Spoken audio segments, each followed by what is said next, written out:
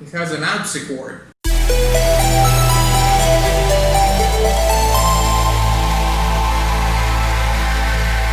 Greetings Wanderer, this is Atlas here and welcome to the Void.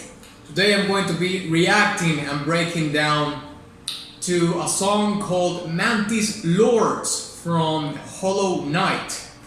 This is a very special request because it comes from one of my Patreon supporters, which is FK94, and he says, "My choice is Mantis Lords.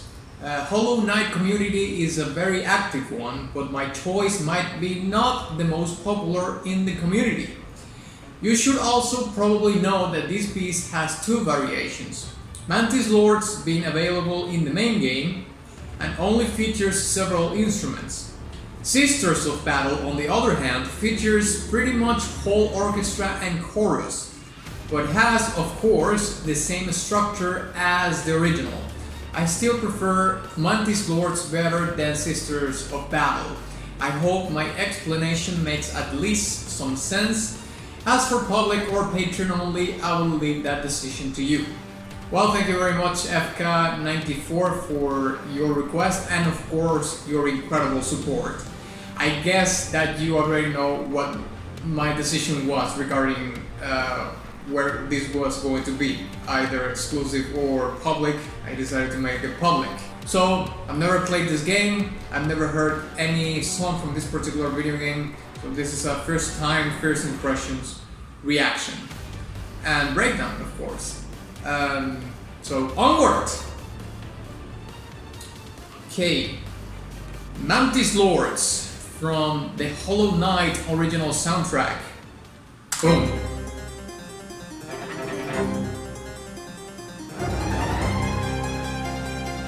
It has an harpsichord.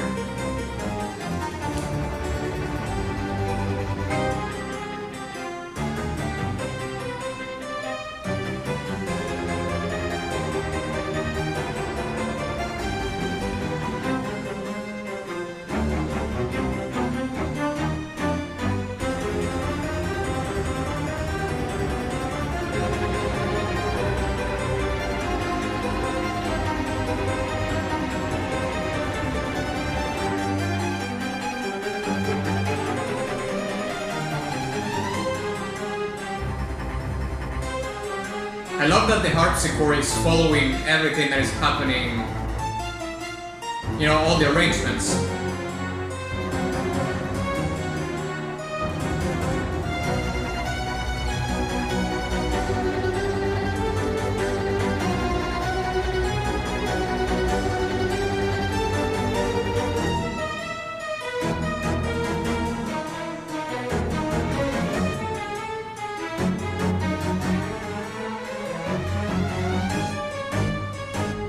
I really like the cello arrangements.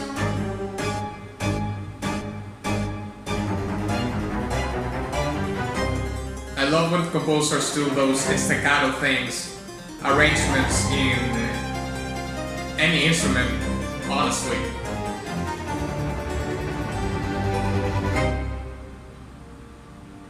That was it?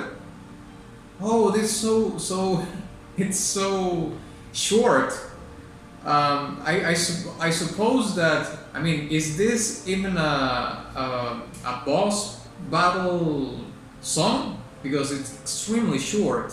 Although, of course, I'm guessing that this is supposed to look, or it's part of a bigger picture.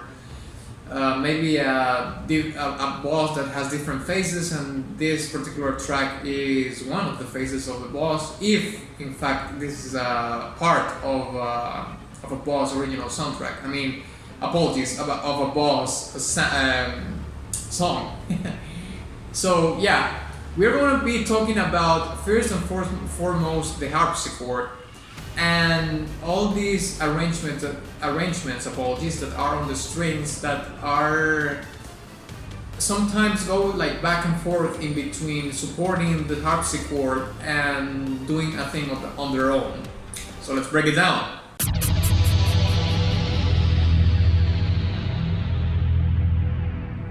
Okay, so let's start by talking about the harpsichord, which is the predecessor of the piano. If I'm not mistaken, historically the harpsichord is the father, you could say that, of the piano. And you know, this particular instrument has the quality that in everything that you could hear an harpsichord arrangement or you know, part of a composition, it's going to give it a classical music touch to it. And to make the classical elements even more present, the composer decided to open the track with pedal notes, which is something that is very much reminiscent to classical music, although I would say probably that pedal notes are an overall umbrella on classical music. I can't really tell you if it was more prevalent in the Baroque period or in the Romantic period or wherever it may be, because I'm not certain of it.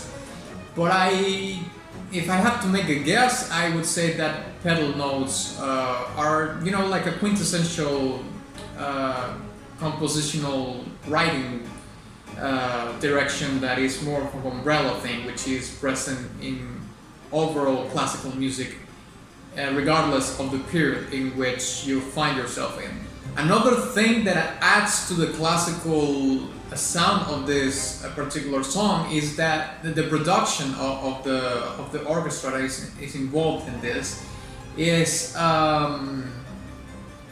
let's say, it has a more classical sound and not so much a modern sound, because if you compare, for example, the sound of the strings and the cello, and you compare the sound of them, how they are mixed and produced in the song to, for example, a Bloodborne song or a Dark Soul song, you will hear a difference, you know, like day and night, because Bloodborne and Dark Souls, and well, recently that I heard Those Who Fight Further from Final Fantasy VII Remake, the sound of those sections of the orchestra sounds like extremely massive and like a wall of sound, right?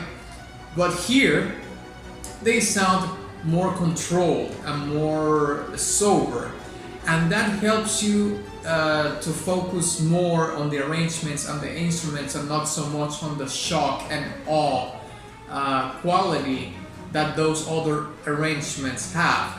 Now, this comparison is not meant to disqualify by any means any approach, like the shock and awe are something more sober in this case, because both have their purposes, that both of them have a way in which that translates to the what the video game needs to, you know, communicate and express to you towards through the music. Apologies.